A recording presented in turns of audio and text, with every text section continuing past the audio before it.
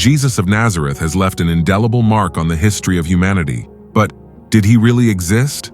Is there historical evidence to support its existence? Is Jesus a historical figure confirmed by evidence? Or is he just a mythological figure or a fable? And if Jesus had not existed, what implications would it have for our understanding of history and the Christian faith? In this video, we will delve into these fundamental questions. We will examine the historical and archaeological evidence that confirms the existence of Jesus. Before we continue, we want to thank you for liking this video. Your support is very important to us.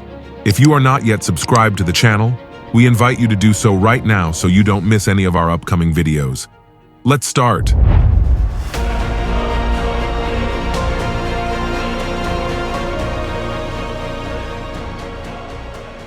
The historical study of Jesus of Nazareth represents a vast and fascinating field of research that spans diverse academic disciplines, from theology and history to archaeology and anthropology. Since the dawn of the 19th century, scholars have dedicated their efforts to unraveling the complexity of the figure of the historical Jesus and to discerning between theological accounts and verifiable historical facts. Jesus of Nazareth, a central figure in the Christian faith, is also an object of interest to those seeking to understand his impact on the historical context in which he lived. Beyond religious narratives, the existence of Jesus is supported by a wide range of sources, including testimonies from contemporary Roman and Jewish historians, as well as archaeological evidence that brings us closer to the reality of his time. In this video, we will delve into a detailed and exhaustive analysis of these various sources, with the aim of providing a panoramic and complete view of the historical evidence that confirms the presence of Jesus in history. Through a critical and interdisciplinary approach, we will seek to shed new light on the life, teachings, and legacy of Jesus of Nazareth, a figure whose influence extends beyond the borders of faith to impact the future of humanity. Now, let's examine the primary sources that offer us information about the historical figure of Jesus. Number 1. Sources of the New Testament. The canonical Gospels, which are Matthew, Mark, Luke, and John, are the primary sources of information about Jesus in the New Testament. Each Gospel presents a unique perspective on the life and teachings of Jesus, and although they were written for a theological purpose, they also contain valuable historical information. Let us consider the Gospel of Matthew, dated approximately between the 80s and 90s after Christ. This gospel highlights the fulfillment of Old Testament prophecies in Jesus, remembering that Matthew was a disciple of Jesus and therefore an eyewitness to the events. On the other hand, we find the Gospel of Mark, which is considered the oldest of the four Gospels, probably written between the years 66 and 70 after Christ. This text is distinguished by its concise and direct narrative style, offering a clear and unvarnished perspective of the stories about the life and teachings of Jesus. Likewise, we find the Gospel of Luke, written around the 80s and 90s after Christ, which presents a detailed narrative that focuses on Jesus' compassion and his relationship with the marginalized. Finally, but no less important, we explore the Gospel of John. This Gospel, which is believed to have been written between the 90s and 100 after Christ, offers a more theological and philosophical perspective on the figure of Jesus of Nazareth. Unlike the Synoptic Gospels, which focus on the narrative of the events of Jesus' life, the Gospel of John delves into the divine and existential aspects of his identity. This Gospel is known for its deep focus on the theology of Jesus, presenting him as the eternal Logos, Word, who has become flesh to offer salvation to humanity. Now, we also have the epistles of Paul. They are known as some of the oldest Christian texts, written approximately between 50 and 60 after Christ. These letters mention Jesus and his crucifixion repeatedly, providing early and direct evidence of his existence.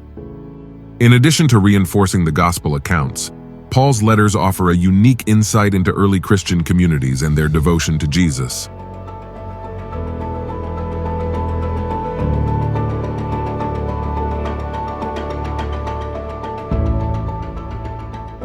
Number 2.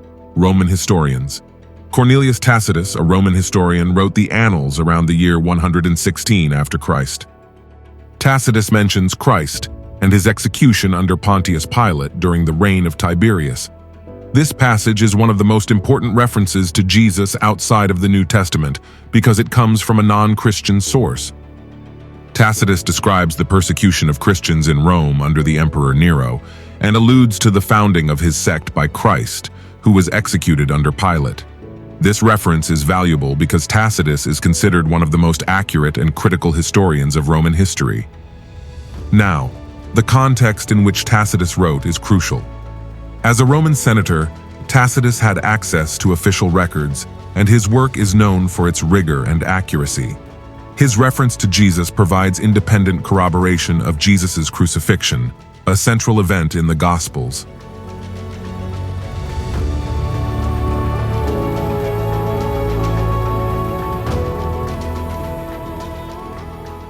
Number 3. Flavius Josephus. Flavius Josephus was a Jewish Roman historian who lived between the years 37 and 100 after Christ. His best-known work, Jewish Antiquities, written around 93 and 94 after Christ. It is one of the oldest sources outside the New Testament that mentions Jesus of Nazareth. Josephus is a key figure in understanding the historical context of first-century Israel, and his writings offer a valuable perspective on the Judaism of the time and the rise of Christianity. One of the most discussed passages in Jewish Antiquities is the Testimonium Flavianum, which appears in Book 18, Chapter 3, Section 3. This fragment mentions Jesus in the following way. At this time, Jesus appeared, a wise man, if you can call him a man. He performed surprising deeds. He was a teacher of people who accepted the truth with joy. It attracted many Jews and also many Greeks. He was the Christ. And when Pilate, at the instigation of the leading men among us, condemned him to the cross, those who had loved him from the beginning did not stop doing so. For he appeared to them alive on the third day, as the prophets had predicted, along with many other wonderful things about him. And to this day, the sect of Christians, named after him, has not disappeared. Josephus describes Jesus as a wise man who performed amazing deeds. He is referred to as the Christ, Messiah, a title that indicates that as early as the 1st century, Jesus was considered a messianic figure by his followers. The passage also mentions his crucifixion under Pontius Pilate and his resurrection on the third day, fundamental elements of the Christian narrative. Another relevant passage in Jewish Antiquities is found in Book 20, Chapter 9, Section 1. In this fragment, Josephus mentions James like this. Some of the elders in the Sanhedrin, led by a man named Ananus, called for a trial of James, the brother of Jesus, called Christ. They sentenced him to be stoned, and in this way, he died. In this passage, Josephus mentions James, the brother of Jesus, as a prominent figure in the Jewish community. This is one of the few references to Jesus in Jewish historical texts that does not focus directly on him, but on one of his close followers. The mention of James as Jesus' brother, called Christ, offers indirect evidence of Jesus' existence. This testimony helps reaffirm the historical existence of Jesus and provides context for the impact of his life on his followers and the Jewish community of the time. Josephus's passages are valuable sources for scholars seeking to understand the historical context of Jesus.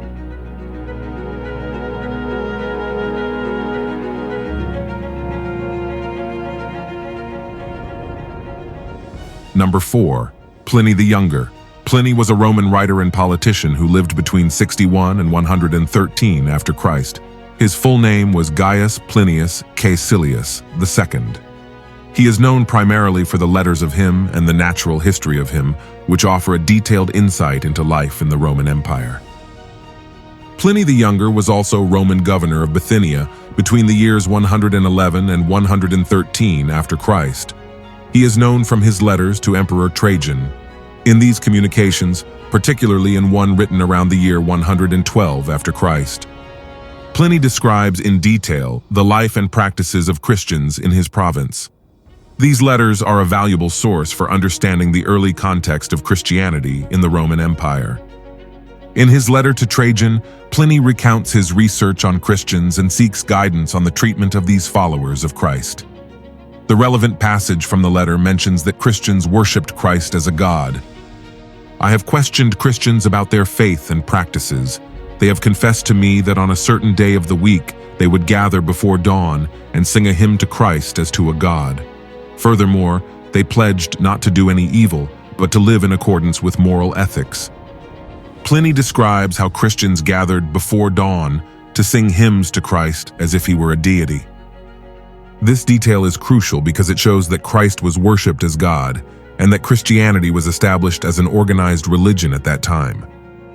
Pliny seeks advice from Trajan on how to handle Christians. His approach is neutral and exploratory, showing that there was no uniform policy towards Christians in the Roman Empire at the time.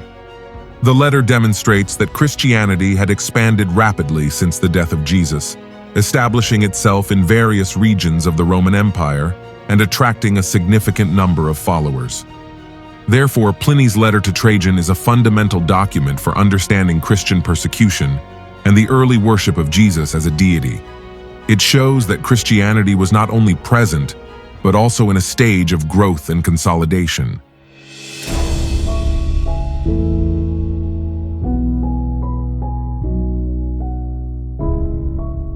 Number 5. The Talmud. The Talmud is an extensive compilation of rabbinic debates, laws, commentaries, and traditions that forms the basis of rabbinic Judaism. Its purpose is to interpret, explain, and expand the teachings of the Torah, the Jewish law written in the 5 books of Moses. The Talmud is made up of 2 main parts. The Mishnah, the collection of Jewish oral laws organized into 6 thematic orders, and the Gemara, the rabbinic commentary on the Mishnah developed in 2 versions, the Babylonian Talmud and the Jerusalem Talmud. The Babylonian Talmud, compiled between the 2nd and 5th centuries after Christ, contains several references to Jesus. Although these mentions are critical and often controversial, they are valuable in understanding how Jesus was perceived by the Jewish rabbis of the time. Now, references to Jesus in the Talmud are the execution of Jesus. Some passages in the Talmud mention the execution of Jesus on the eve of Passover. He is described in a negative way, calling him a heretic and a sorcerer, and it is noted that he was executed for sin. This passage indicates that, according to the rabbis, Jesus was executed in the context of the Easter festivities. Jesus is described in the Talmud in negative terms, being called Balaam and masters of heresy in some texts, reflecting a critical and derogatory view of early Christianity. Now, mentions in the Talmud are valuable because they offer a Jewish perspective on Jesus that is independent of Christian tradition. These references help contextualize Jesus within the debates and criticisms his movement faced. Despite their negative tone, references to Jesus in the Talmud corroborate that Jesus was a well-known and controversial historical figure in the 1st century after Christ.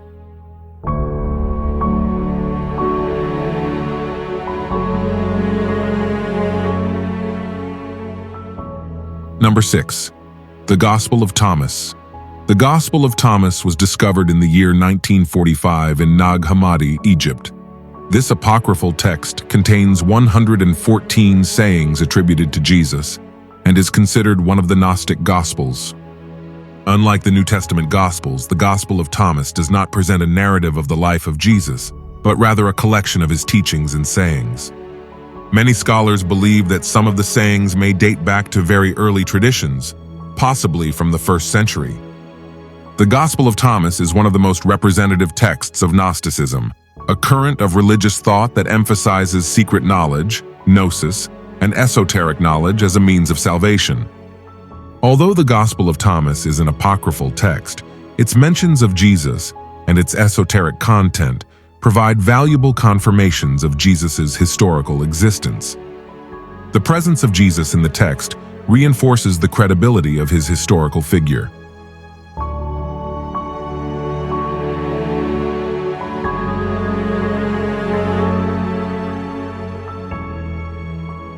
Number 7. The Egerton Papyrus II. The Egerton Papyrus II, also known as the Egerton Gospel, is a fragment of a non-canonical gospel discovered in Egypt.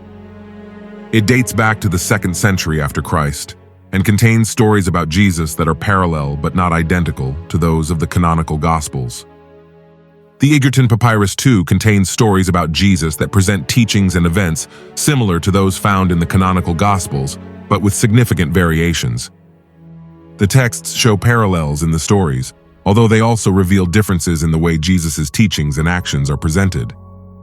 Comparison of the Edan Papyrus II with the canonical Gospels shows both similarities and differences. This suggests that there were multiple oral and written traditions about Jesus circulating in the early centuries of Christianity. The existence of this fragment supports the idea that Jesus was a widely known historical figure.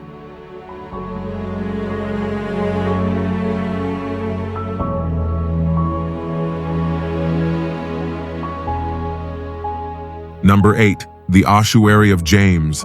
The Ossuary of James was discovered in the year 2002 in Jerusalem. It is a limestone box used in ancient times to store the bones of the dead. The artifact dates back to the 1st century after Christ, a time when ossuaries were often used to store the remains of the deceased after the initial decomposition of the bodies. Paleographic studies have shown that the style of the inscription is compatible with the 1st century after Christ, although controversies persist over its authenticity. However, some experts believe the ossuary is genuine, noting that the style of the inscription is consistent with the 1st century. Additionally, the mention of Jesus as James's brother could provide direct archaeological evidence for Jesus' existence, given that James is a well-known New Testament figure.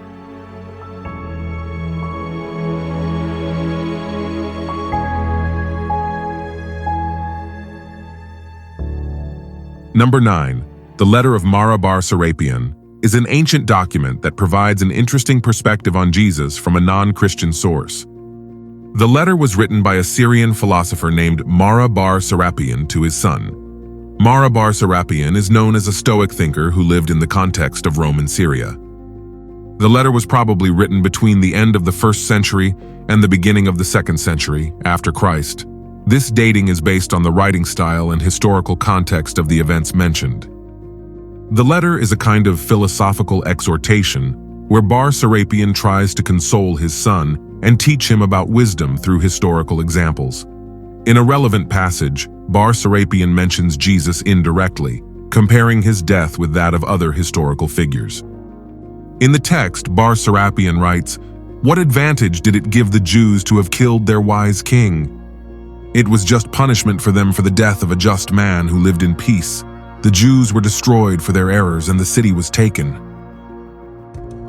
This passage is significant because it mentions Jesus in a context in which he is described as a wise king, and the death of the righteous is condemned, although it does not go into details about his teachings or life. The letter is one of the few texts from non-Christian sources that mentions Jesus. Although the reference is brief and does not provide extensive details about his life or teachings, it confirms that Jesus was a recognized historical figure in the context of the 1st century. Compared to other ancient sources on Jesus, such as those of Josephus or Tacitus, the letter of Marabar Serapian is less detailed but provides additional insight into how Christian events were perceived by non-Christian contemporaries.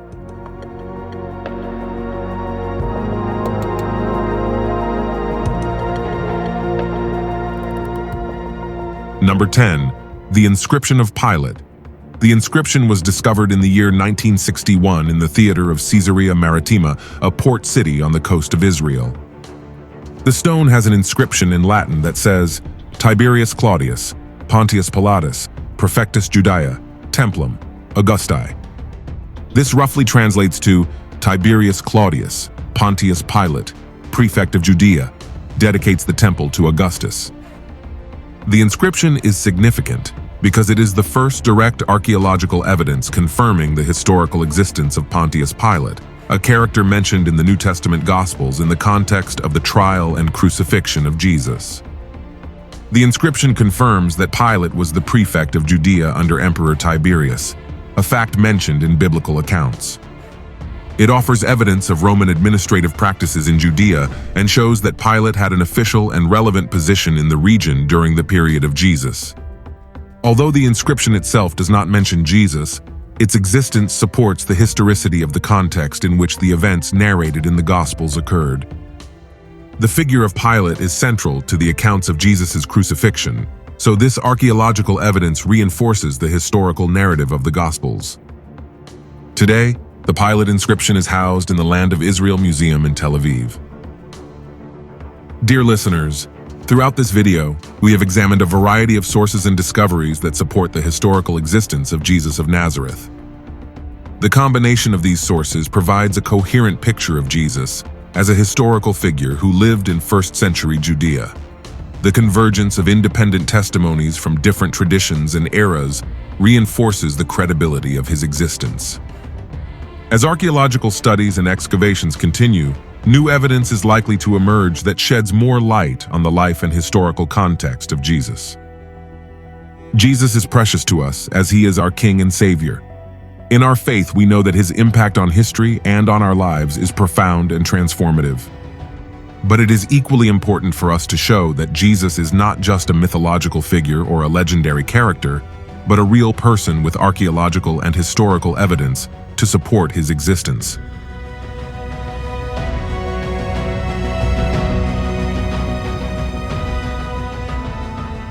And so we come to the end of this video.